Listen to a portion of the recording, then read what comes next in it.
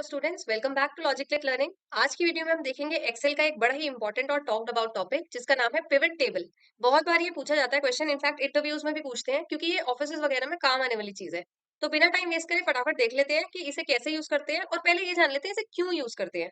क्योंकि काफी लोगों को ये तो पता होता है इसका ऑप्शन कहाँ है, लेकिन ये नहीं पता होता कि इसका एक्चुअली करना क्या होता है।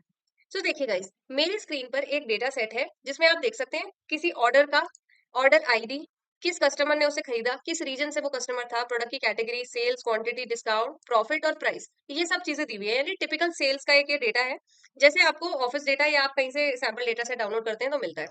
अब देखिए, इस पे मुझे पिवट टेबल लगाना कैसे है और क्यों लगाना है, पहले ये जान लेते हैं।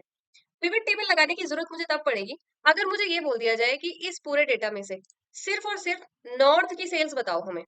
अब अगर आप नॉर्थ की सेल्स देखेंगे तो ये जो अमित वाली सेल है, ये नॉर्थ की है। साथ के साथ अब यहाँ से ये जो राज वाली सेल है, ये भी नॉर्थ की है। साथ में कोई और जैसे ये विकास वाली सेल है, ये भी नॉर्थ की है। अब यहाँ क्या है, या तो आप इस पे फिल्टर लगाएंगे, फिर नॉर्थ की सेल्स को डिस्प्ले कराएंगे, फिर या तो आप सम लगा के उनका सम निकालेंगे, यानी आपके 2-3 स्टेप्स बढ़ जाते हैं।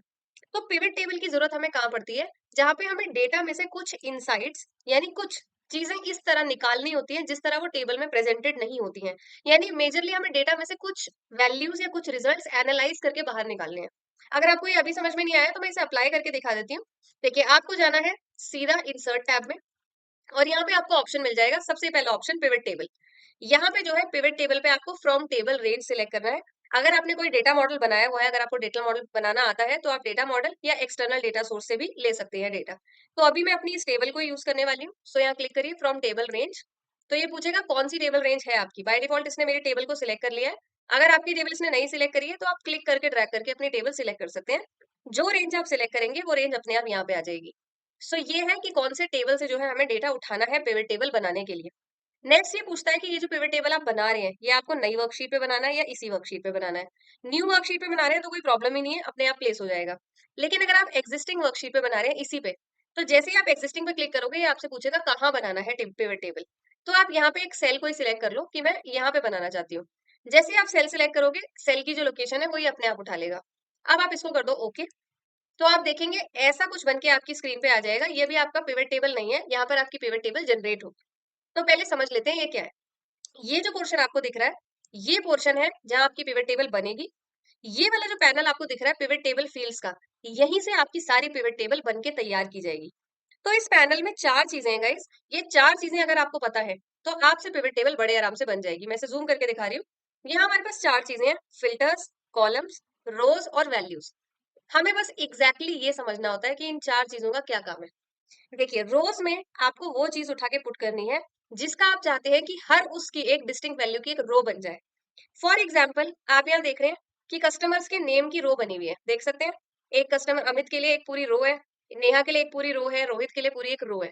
तो ऐसे ही अगर मैं चाहती कि ये नेहा अमित नहीं, मैं ऐसा चाहती हूँ कि ये जो प्रोडक्ट की कैटेगरी है उसके लिए एक रो बन जाए। जैसे आप देख सकते हैं, फर्नीचर एक कैटेगरी है, एक इलेक्ट्रॉनिक, एक स्टेशनरी, ये 3 कैटेगरियां चल रही हैं।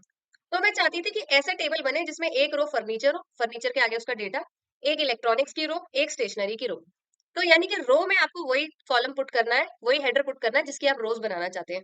देख लेते हैं इसका क्या मतलब है। वापस मैं यहाँ क्लिक कर रही हूँ तो पैनल वापस खुल जाएगा। अब आप यहाँ से क्या करिए, देखिए, क्योंकि मैं प्रोडक्ट कैटेगरीज की रो बनाना चाहती हूँ, तो मैं यहाँ से प्रोडक्ट कैटेगरी को उठाऊंगी। क्लिक करके आपको ड्रैग करना है और लाके आपको इसको रोज में पुट कर देना है ऐसे। जैसे ही आप ये पुट करेंगे आप देखेंगे आपकी पिवट टेबल बननी तैयार हो गई है और हर एक प्रोडक्ट कैटेगरी के लिए एक रो बन गई है। तो ये मतलब होता है रोज का। अगर आपको बोला होता कि नहीं प्रोडक्ट कैटेगरी नहीं, रीजन के लिए रो बनाओ, जैसे एक नॉर्थ की रो, एक साउथ की रो, एक ईस्ट की रो, तो आपको कुछ नहीं करना था, प्रोडक्ट कैटेगरी को नहीं, आपको यहाँ पे रीजन को उठा के पुट करना था। तो रीजन की रो बन जाती, एक ईस्ट रीजन, एक नॉर्थ, एक वेस्ट, एक साउथ। तो मैं अभी फिलहाल इसको प्रोडक्ट कैटेगरी पे ही बना रही हूँ ताकि मैं आगे आपको इस पे डेटा का एनालिसिस दिखा सकूं। तो ये मेरे तीनों प्रोडक्ट कैटेगरी। अब ये रो कैसे बनाता है, डिस्टिंक्ट। ऐसा नहीं है कि फर्नीचर 3 बार आ रहा है तो 3 रोज बना दी। फर्नीचर एक डिस्टिंक्ट वैल्यू है तो फर्नीचर के लिए एक ही रो बनेगी, उसका टोटल वोटल जो भी होगा सब उसके सामने आ जाएगा। तो अब ये जो टोटल वगैरह इसके सामने लाना है, ये कैसे लाना है। जैसे मान लीजिए आपको पता है कि यहाँ पे फर्नीचर की सेल इस रो में भी हुई थी, और फर्नीचर की सेल इसमें भी हुई थी, और फर्नीचर की सेल इसमें भी हुई थी, और इसमें भी हुई थी। आपको बोला था ऐसा एनालिसिस करके निकालो कि हमें टोटल पता चल जाए कि सारे मिलाकर फर्नीचर की टोटल कितनी सेल्स हुई हैं। यानी आपको समझ में आ गया कि आपको ये 25,000 प्लस 18,000 प्लस 22,000 प्लस 28,000 करना था। यानी टोटल सेल्स निकालनी है फर्नीचर की। ऐसे ही आपको बोल दिया जाए इलेक्ट्रॉनिक्स की भी टोटल सेल सेल निकालो और स्टेशनरी की भी टोटल सेल्स निकालो। तो इस केस में आपको क्या करना है, इस रोज के आगे कौन सी वैल्यूज भरनी है, वो वैल्यू उठाकर आपको यहाँ वैल्यूज वाले ब्लॉक में डालना है। ये जो ये वाला ब्लॉक है, तो उठा के डाल देते हैं। हमें बोला है सेल्स निकालनी है इन सबकी, तो सेल्स को उठाकर लाइए और वैल्यूज में पुट कर दीजिए। जैसे ही आप वैल्यू को इसमें पुट करोगे, आप अपने आप देखोगे वो सेल्स नहीं, वो सम ऑफ सेल्स में अपने आप कन्वर्ट हो गया है। क्योंकि उसको पता लग गया इलेक्ट्रॉनिक मल्टीपल जगह पे आ रहा था, इसकी जो भी सेल्स होंगी ये सबको आपस में प्लस करके फाइनल आंसर यहाँ दिखा दो। ये फायदा है पिवट टेबल बनाने का, यानी आपका बहुत सारा जो काम होता है वो बच जाता है सम वगैरह पुट करने का। अच्छा, अब क्योंकि आपने यहाँ सम निकाल दिया है, लेकिन हो सकता है आपको सम निकालने को ना बोला होता। हो सकता है आपको बोला होता हमें तो एवरेज सेल्स पता करनी है। सो कोई दिक्कत नहीं है। जब जैसे ही आपने यहाँ पे सम ऑफ सेल्स किया है, तो आपको दिखेगा यहाँ पे एक छोटा सा ड्रॉप डाउन है, ये आपको यहाँ क्लिक करना है। यहाँ क्लिक करके एक ऑप्शन दिखेगा वैल्यू फील्ड सेटिंग्स, आपको इस ऑप्शन पे जाना है, वैल्यू फील्ड सेटिंग्स पे। मैं इसे ओपन करके दिखा रही हूँ। वैल्यू फील्ड सेटिंग्स आपको दिखाएगी ये कि ये जो वैल्यूज आ रही हैं उसमें आप क्या दिखाना चाहते हो, sum of sales, count of sales, average of sales. आप जो दिखाना चाहते हैं आप वो सिलेक्ट कर लीजिए। जैसे मैं कह रही हूँ मुझे एवरेज सेल्स निकालने के लिए बोला था हर प्रोडक्ट कैटेगरी की, तो मैंने एवरेज पे क्लिक करके ओके कर दिया। अब आप देखेंगे ये अपने आप एवरेज ऑफ सेल्स पे कन्वर्ट हो गया है और एवरेज निकल गई है हर प्रोडक्ट की। तो ये है कि आप कैसे किसी रो के वैल्यूज निकालते हैं। मैं इसे वापस सम पे कर रही हूँ क्योंकि मुझे सम की जरूरत थी। ये है एक बेसिक पिवट टेबल, बिल्कुल बेसिक। अब इसमें दो चीजें और बच गई हैं, फिल्टर्स और कॉलम। इसको देख लेते हैं इसका क्या काम है। फिल्टर्स तब काम आता है जब आप चाहते हैं कि यहाँ मुझे कोई फिल्टर अवेलेबल करा दिया जाता जो अभी अवेलेबल नहीं है। जैसे अगर मैं अभी यहाँ रो लेवल्स को ओपन करूं, तो आपको इलेक्ट्रॉनिक फर्नीचर स्टेशनरी दिख रहा है, लेकिन इसमें और किसी चीज का कोई इन्वॉल्वमेंट नहीं है। जैसे इस टेबल में अगर आप देखते, तो प्रोडक्ट कैटेगरी के अलावा रीजन भी एक चीज एग्जिस्ट करती है। मैंने ये जो यहाँ पे इनसाइट्स निकाल दिया है इस पिवट टेबल में, ये टोटल इनसाइट है। नॉर्थ साउथ ईस्ट वेस्ट, चाहे जो मर्जी रीजन हो, सबकी इलेक्ट्रॉनिक्स का सम, का सेल्स का सम, फर्नीचर का, स्टेशनरी का। अब हो सकता है आपको ये बोल दिया जाए कि हमें ये एनालिसिस चाहिए सेम, लेकिन सारे रीजन का मिला के नहीं, सिर्फ नॉर्थ रीजन का हमें देखना है कि हर कैटेगरी में, हर प्रोडक्ट सेल कैटेगरी में क्या सेल हुई है।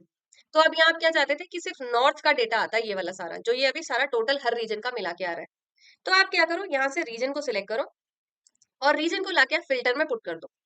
तो आप देखेंगे ऊपर एक टॉप में रीजन का फिल्टर ऐड हो जाएगा। इसे ओपन करके आप यहाँ से रीजन सिलेक्ट कर लो। मैं कह रही हूँ सिर्फ नॉर्थ का दिखाना है मुझे, ओके करो।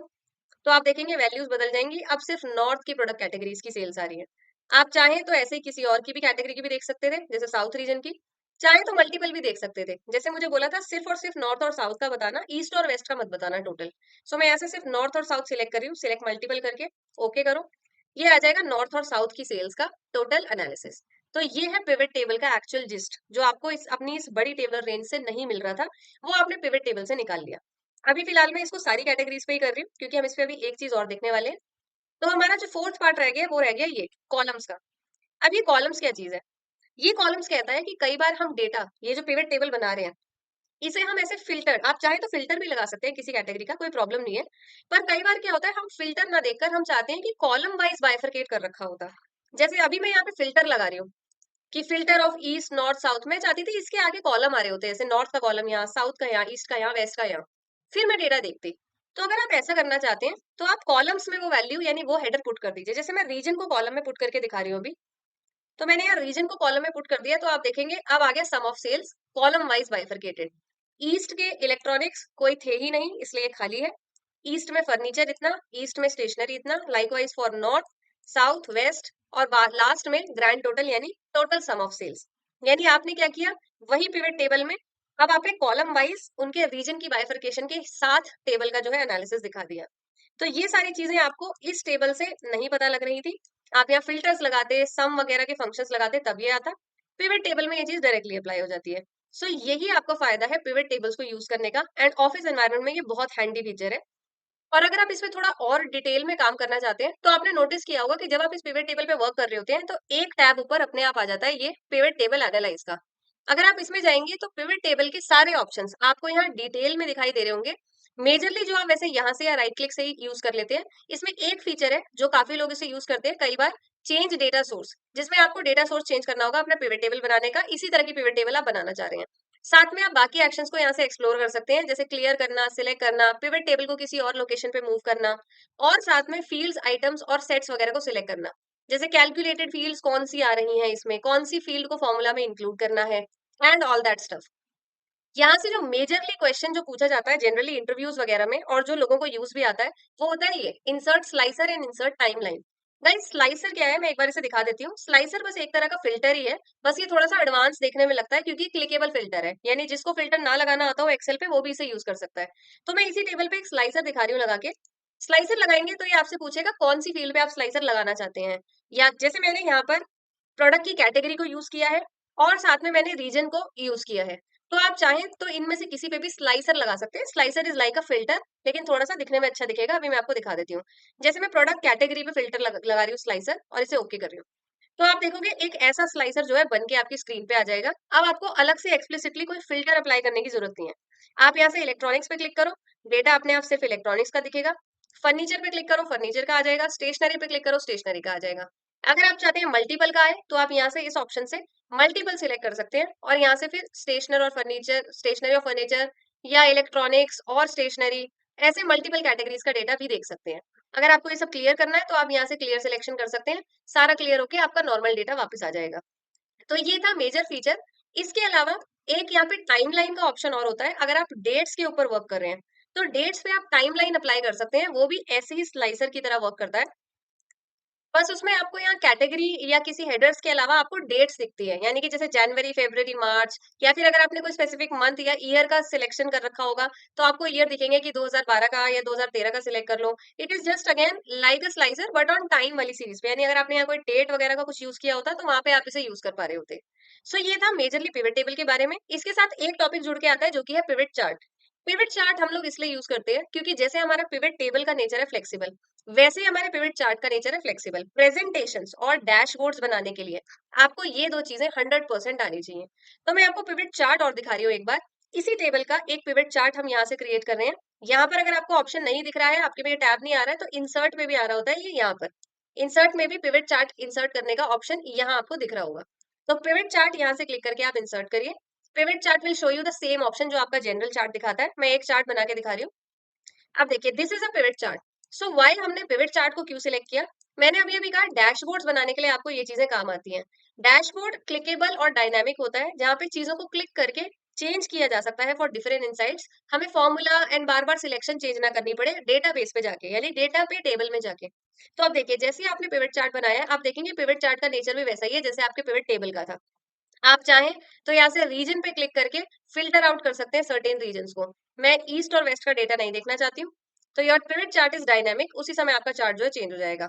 ऐसे ही अगर आप चाहते हैं प्रोडक्ट कैटेगरी को चेंज करना, तो आप यहाँ से इलेक्ट्रॉनिक्स या फर्नीचर या कोई कैटेगरी हटा सकते हैं। तो उसी समय आपका जो है चार्ट चेंज हो जाएगा और कैटेगरी वाइज ये यहाँ आ जाएगा। तो ये सारे ऑप्शन जैसे आप देख रहे हैं सम ऑफ सेल्स, क्योंकि मैंने यहाँ सम ऑफ सेल्स निकाल रखा था। अगर मैंने एवरेज निकाल रखा होता तो यहाँ एवरेज लिखा आ रहा होता।